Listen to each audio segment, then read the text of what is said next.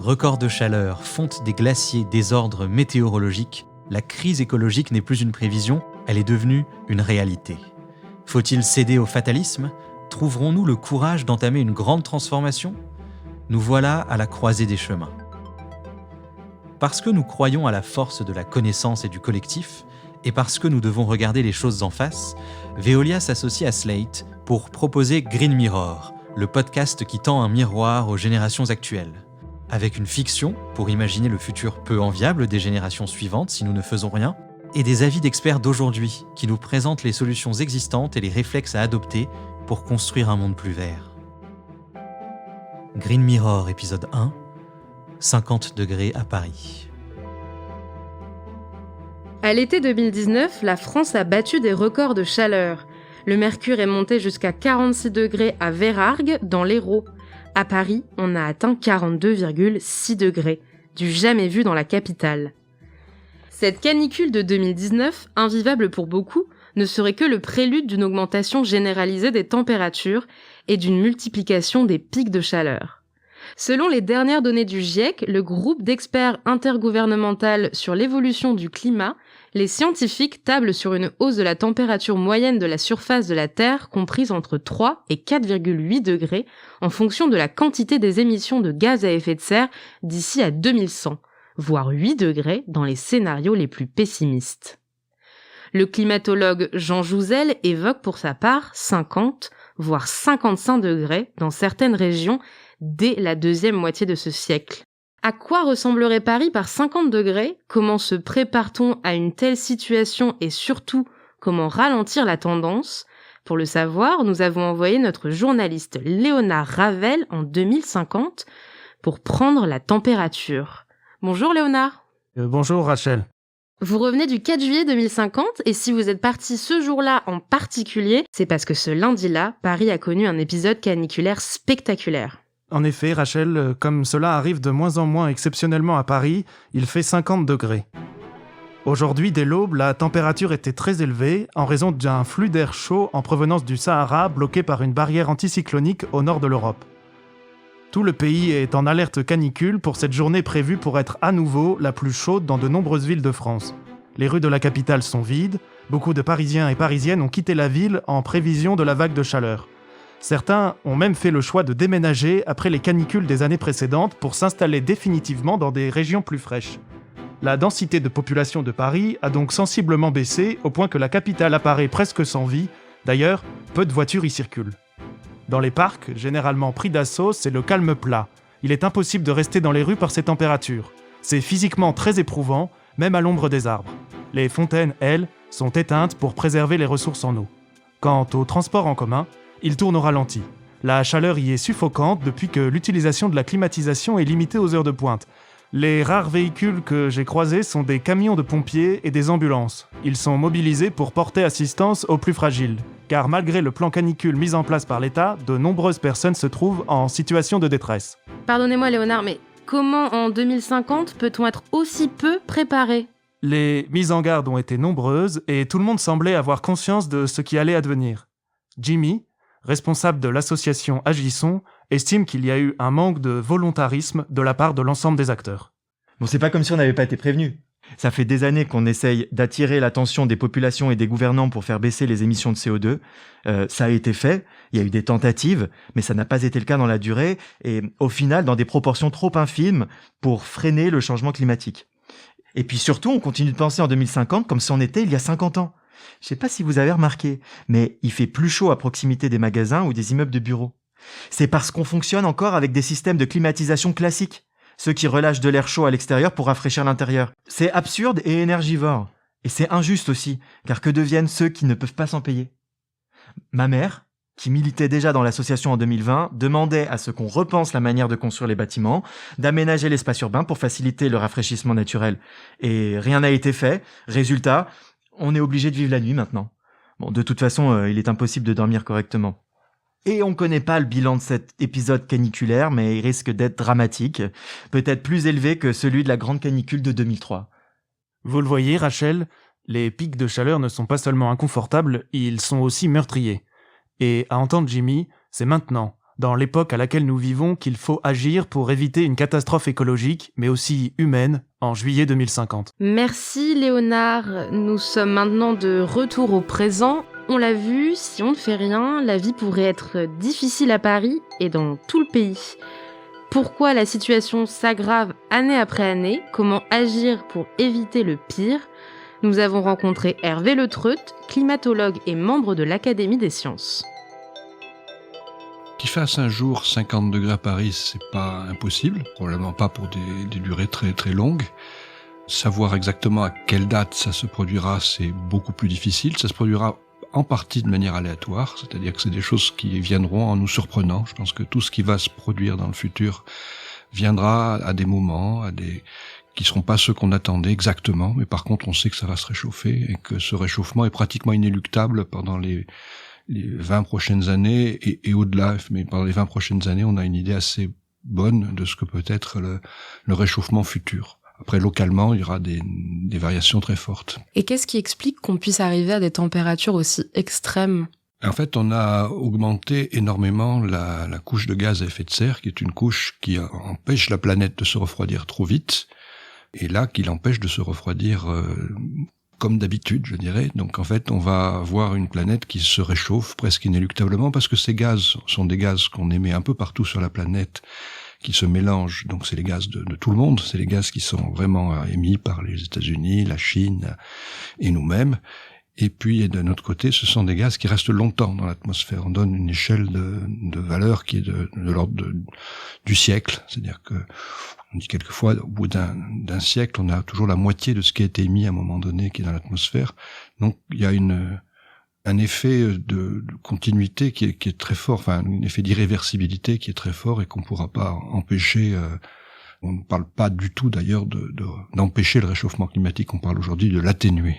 Tout ce qui est à notre portée, c'est de l'atténuer. Et comment on travaille de telles projections et comment on fait pour savoir si elles sont plutôt sûres ou si on est encore assez incertain par rapport à des projections comme 50 degrés à Paris typiquement? Alors si vous voulez, on se base sur une physique qui est une physique ancienne et qui dans ses principes est une physique connue. Quand je dis ancienne, c'est pour la part la plus fondamentale, mais enfin on a beaucoup de physique quantique, beaucoup de choses qui sont nécessaires quand même pour faire ces calculs de manière précise. En gros, on sait que on a des gaz qui absorbent le rayonnement par lequel la planète se refroidit, qui est le rayonnement infrarouge. Donc ces gaz-là, on les connaît depuis longtemps. Il y a la vapeur d'eau en premier, mais la vapeur d'eau est recyclée très vite. Le CO2, le méthane, le protoxyde d'azote, et puis aussi des gaz qu'on a depuis émis nous-mêmes dans l'atmosphère, comme tous les CFC qui attaquent la couche d'ozone, mais pas seulement, qui aussi ont un effet de serre. Donc on sait que ces gaz sont là, qui vont rester, et c'est la première brique. Ensuite, on a une planète qu'on connaît à peu près. Là, on a des vents, des courants. On sait comment ça fonctionne. C'est une mécanique un petit peu compliquée, mais on la domine assez largement, cette mécanique. On sait faire des prévisions météo, on sait faire. Donc c'est l'ensemble de tout ça qui fait que le diagnostic, dans ses grandes lignes, c'est un diagnostic très fortement étayé. Simplement, on a une part de chaos dans le système climatique, donc on sait pas tout, mais on sait suffisamment pour pouvoir invoquer le principe de précaution, et on a essayé de le faire depuis longtemps. Si jamais un jour il doit faire de telles températures dans une ville comme Paris, quelles conséquences ça peut avoir sur la population qui y vit? Les conséquences qu'on aura dépendront beaucoup de la manière dont on s'est protégé, dont on a anticipé. Alors surtout dans une ville, parce que dans la ville, on est dans un monde qui a été construit par les humains et qui peut être construit de manière très très différente. Les choses sont un peu différentes quand on est hors des villes, où là on se heurte à la nature. C'est la nature qui dicte ses réponses, et ces réponses peuvent être négatives, positives, en fonction cette fois d'autres critères. Mais dans les villes, on aura les inconvénients qu'on n'aura pas su anticiper très fortement. Alors c'est pas non plus très facile. Le premier problème de la chaleur, c'est que elle provoque beaucoup de maladies chez les personnes âgées. Alors on peut se prémunir beaucoup plus facilement selon l'urbanisme, selon la manière dont il est conçu, selon la manière dont il est végétalisé. Donc ce qui se passera dépendra beaucoup de la manière dont on sera préparé. Et justement, quand il fait chaud, en général, on utilise la climatisation, sauf que la climatisation pollue. Comment on peut faire pour rafraîchir une ville sans la climatisation? Il y a beaucoup de manières d'essayer d'avoir effectivement des courants d'air, d'avoir mais c'est vrai qu'il y a des limites à cela. Je pense qu'une ville qui sera vraiment exposée à des températures extrêmement chaudes sera une ville qui petit à petit deviendra inhabitable. Ça se produira probablement pas en France, au moins dans un futur prévisible, parce qu'on a des saisons qui sont marquées. C'est à nos latitudes, on est loin de l'équateur. Mais dans des régions de la ceinture intertropicale, il y aura certainement des régions qui deviendront inhabitables, tout simplement parce qu'on peut pas vivre trop longtemps dans des régions où il fait 50 degrés à l'ombre. Donc les conséquences seront très très variables d'une ville à l'autre. On a un peu plus de chances que d'autres de s'adapter, sachant qu'on est aussi dans des mondes qui sont très très complexes. Et un des problèmes auxquels on sera confronté, c'est comment des mondes aussi technologiques, aussi compliqués, aussi fragiles d'une certaine manière, pourront survivre à des conditions climatiques aussi différentes. Et quelles sont vos recommandations justement pour enrayer ce changement ou pour l'atténuer ? Je pense qu'on doit essayer d'anticiper au maximum. S'il y a une faute qui a été faite par rapport à ces problèmes-là, c'est probablement d'être, et c'est très humain, incapable de penser que le futur sera pire que le présent. Et les modèles climatiques, je l'ai dit, ne sont pas des modèles qui disent tout, mais ils disent clairement et depuis longtemps qu'on aura un futur plus chaud que maintenant. Ce futur plus chaud, on n'est pas capable d'en donner les détails au jour près, au lieu près, mais on sait qu'il sera là. Donc aujourd'hui, on émet des gaz à effet de serre qui seront responsables du réchauffement de demain. De même que le réchauffement qu'on vit aujourd'hui a été causé par les émissions de gaz à effet de serre d'hier. Donc cette capacité à s'adapter est très peu prise en compte, et je crois que c'est là-dessus que se joueront beaucoup de choses. Donc aujourd'hui, il y a plusieurs formes d'urgence. Il y a une urgence qui est à l'échelle de la planète, il faut essayer d'enrayer les émissions de gaz à effet de serre très vite. Et puis il y a une urgence qui est à l'échelle des territoires. Il s'agit de commencer le travail de protection très vite aussi, parce que cette protection sera nécessaire à très courte échelle de temps. Vous disiez qu'il y avait des gaz à effet de serre qu'on savait retirer de l'atmosphère, de quelle manière ? On peut imaginer retirer des gaz à effet de serre de l'atmosphère. Le principal des gaz à effet de serre, c'est le CO2. La principale manière de le faire revenir à la surface, c'est la photosynthèse. C'est ce que fait la végétation tous les ans. Donc il faut essayer de jouer là-dessus, donc d'avoir de la matière organique qui se forme par photosynthèse et puis arriver à la stocker dans des sols profonds. On en parle depuis très longtemps, on a fait finalement assez peu dans ce domaine-là. C'est une des solutions que préconise le GIEC si on veut rester sous des températures faibles, mais on n'y est pas pour le moment. L'autre possibilité, c'est de stocker ça dans les sols agricoles. Alors c'est quelque chose qui est peut-être plus à la portée, même si les écosystèmes, c'est toujours des choses qui vivent et qui sont compliquées. Et c'est surtout aussi des solutions qui sont moins pérennes. Donc on est confronté à ces solutions-là qui sont pas très nombreuses en fait, si on veut vraiment aller chercher le CO2 ou les autres gaz à effet de serre dans l'atmosphère. Les solutions les plus pérennes, elles sont de réduire nos émissions de gaz à effet de serre ? De toute façon, on n'arrivera pas à des objectifs importants si on réduit pas les émissions de gaz à effet de serre. Je pense que c'est une nécessité qui transverse tous les projets qu'on peut avoir, toutes les volontés qu'on peut avoir. Il faudra diminuer ces émissions de gaz à effet de serre. Après, il faut se rendre compte des chiffres qui sont donnés aujourd'hui, qui sont, quand on dit qu'on veut être à la neutralité carbone dans les dans les 30 ans qui viennent, la neutralité carbone, comme on n'a pas beaucoup de puits de carbone disponibles, c'est des choses qui sont quand même difficiles à imaginer dans le contexte social et politique actuel. Donc je crois que les enjeux seront forcément des enjeux sociaux et politiques d'abord, si on veut effectivement se donner ces objectifs-là. Parce que demain se prépare aujourd'hui, il faut agir maintenant. Quelles sont les solutions pour limiter au maximum l'effet de l'homme sur le climat ? Comment aménager la ville pour l'adapter aux nouvelles données météorologiques ? Comment et où investir pour aider la société à se transformer ? Les explications de Jean-Christophe Tarré, directeur de la stratégie chez Veolia. Dans les grandes métropoles, où on a toute la croissance démographique qui se concentre, se constituent des îlots de chaleur urbains amplifiant les vagues de chaleur par la nature des sols, par la circulation plus difficile de l'air. Alors, ces grands pics de chaleur qui vont dépasser 50 degrés en zone urbaine affectent déjà certaines villes, en Inde, en Australie, et ils peuvent être gérés que par des mesures d'exception, comme par exemple le confinement des populations et le fait de boire régulièrement de l'eau. Quand il fait 50 degrés, on a envie d'être rafraîchi. Est-ce qu'on peut envisager des systèmes de rafraîchissement qui sont pas polluants ou moins polluants ? Absolument, tout à fait. Les systèmes de rafraîchissement urbain non polluants existent déjà et font partie des solutions que Veolia propose aux collectivités dans le cadre de son activité de diagnostic et de conseil. Alors ça consiste en quoi ? Ça consiste en limiter le stockage de la chaleur par de la végétation, par de l'ombrage, par la réflexion des matériaux. Ça consiste aussi, par exemple, dans des sources de fraîcheur latentes, comme des fontaines d'eau, des pavés évaporatifs et qui vont asperger la chaussée avec de l'eau non potable, de la végétation par évapotranspiration, la ventilation des rues, etc., etc. On dispose chez Veolia d'une multitude de solutions, tant pour prévenir le réchauffement climatique que pour s'adapter aux conséquences. Sur les solutions d'atténuation, on a les solutions d'économie circulaire. Quand on recycle et quand on valorise des déchets, on réduit nos émissions de gaz à effet de serre liées à l'extraction des matières premières. On a aussi la production d'énergie renouvelable et alternative. On a l'efficacité énergétique et les réseaux de chaleur qui permettent de réduire l'empreinte énergétique des bâtiments, des industries. On a la capture et la valorisation du méthane qui est déjà très répandue sur nos propres sites et la capture du gaz carbonique, la capture du CO2 qui émerge en ce moment. Et puis on a les solutions d'adaptation, de résilience, comme le recyclage de l'eau qui permet de limiter la pression sur les ressources, les conflits d'usage dans les zones de stress hydrique, et on va en avoir de plus en plus de zones à stress hydrique dans les années qui viennent.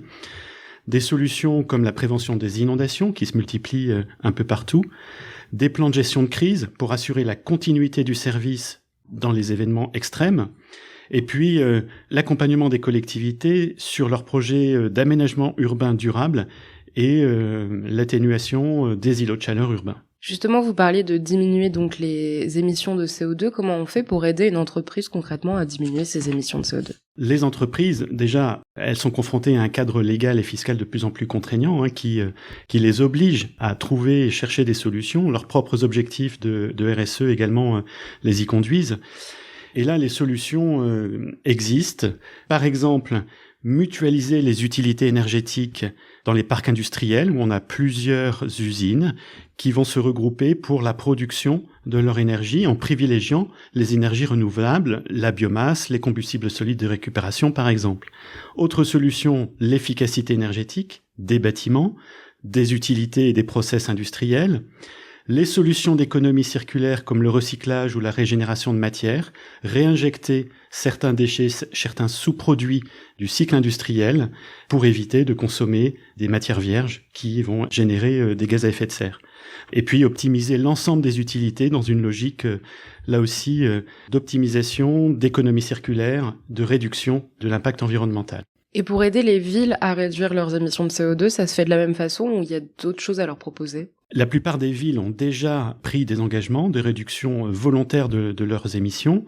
Et les leviers d'action, là, vont être différents des industriels. On va agir sur les transports publics en substituant aux véhicules traditionnels des véhicules qui fonctionnent avec des carburants verts. On va agir sur l'habitat avec l'efficacité énergétique des bâtiments, les réseaux de chaleur ou de froid. Sur l'urbanisme, en intégrant des espaces verts, en faisant des aménagements urbains durables. Sur la gestion des ressources et des déchets, de la collecte au recyclage. Et puis sur l'alimentation, en privilégiant les circuits courts, en privilégiant une agriculture urbaine ou périurbaine qui permettra de consommer des produits locaux dans une logique de circuits courts. Et donc Veolia propose ou développe des solutions sur chacun de ces leviers pour accompagner les villes dans la réduction de leurs émissions. Est-ce qu'on peut faire du CO2 une ressource ? Absolument. Et d'ailleurs, le CO2 est déjà une ressource employée dans le cadre de nombreux processus industriels. L'agroalimentaire, pour les serres, pour les boissons gazeuses, le pétrole et le gaz, pour la récupération améliorée du pétrole, les matériaux de construction, la chimie, des produits comme la soude, l'urée, les fertilisants, certains carburants de synthèse qui sont fabriqués à partir de CO2. Eh bien, Veolia, notamment dans le cadre d'une collaboration qu'on a avec une société anglaise qui s'appelle CCSL, est déjà engagée dans des projets de captage et de valorisation du CO2 industriel. On a des projets actuellement en Inde et c'est vraiment une solution d'avenir qu'il faut qu'on arrive à développer. Elle se heurte aujourd'hui encore à des niveaux de coûts et une logistique assez complexes, mais c'est vraiment une solution du futur. Alors, Sedibex, c'est l'une des plus importantes installations de valorisation énergétique de déchets industriels en Europe. C'est une usine qui est située sur la zone industrielle portuaire du Havre, qui a été créée en 1977 et qui est exploitée depuis son origine par Sarp Industries, une filiale de Veolia. Et depuis 2009, cette entité travaille à la réduction de son empreinte carbone dans le cadre d'un projet de recherche qui s'appelle Sirocco. L'objectif de ce projet, c'est de capter, de concentrer et de valoriser une partie du CO2 présent dans les fumées émises par l'usine. Et donc ce CO2 qu'on récupère, il transite ensuite vers 2 autres sites industriels qui l'utilisent sous forme de matière première dans la production d'additifs pour lubrifiants. Et donc on l'envoie sous forme gazeuse et il remplace le CO2 liquide dont la fabrication est très énergivore. Et donc de 2011 à 2013, on a expérimenté ce projet dans une unité pilote, ce qui a permis de démontrer la faisabilité technique de l'opération et d'optimiser la qualité du CO2 obtenu. Et c'est cette expérimentation qui a conduit à la réalisation d'une unité industrielle adaptée aux besoins des clients d'une capacité de 12 000 tonnes de CO2 par an. C'est l'équivalent des émissions annuelles d'une ville de 1500 habitants. De quelle manière Veolia s'engage pour une société décarbonée ? D'abord en réduisant nos propres émissions. On est engagé dans une démarche de réduction de nos émissions directes et indirectes de gaz à effet de serre avec 3 leviers. D'abord, substituer le charbon sur tous nos actifs de production d'énergie qui utilisent encore ce combustible en Europe. Et on a prévu pour ça 400 millions d'euros d'investissement d'ici 2023. Ensuite, améliorer le taux de captage du méthane sur tous nos centres de stockage de déchets, notamment en Amérique latine et en Australie. Et puis, acheter de l'électricité verte sur nos activités eau, énergie et sur l'ensemble de nos géographies. Le deuxième volet, c'est d'aider nos clients à éviter des émissions de gaz à effet de serre. Et pour cela, développer les activités comme le recyclage de déchets, comme l'efficacité énergétique, tout ce qui va permettre aux clients d'éviter des émissions de gaz à effet de serre. On s'est fixé chez Veolia un objectif de 15 millions de tonnes de CO2 évitées pour nos clients à l'horizon 2023. C'est un objectif ambitieux, mais on pense pouvoir l'atteindre parce que, encore une fois, nous avons des solutions qui permettent d'y arriver, comme par exemple la valorisation de déchets organiques en engrais. Plutôt que d'utiliser des engrais chimiques, utilisons des fertilisants organiques. Au total, on estime que si on mettait en œuvre toutes les solutions de Veolia pour réduire les gaz à effet de serre, comme le recyclage, comme l'efficacité énergétique, eh bien, ça permettrait de contribuer à 30% de l'effort qui est à faire pour respecter l'accord de Paris, ce qui est considérable.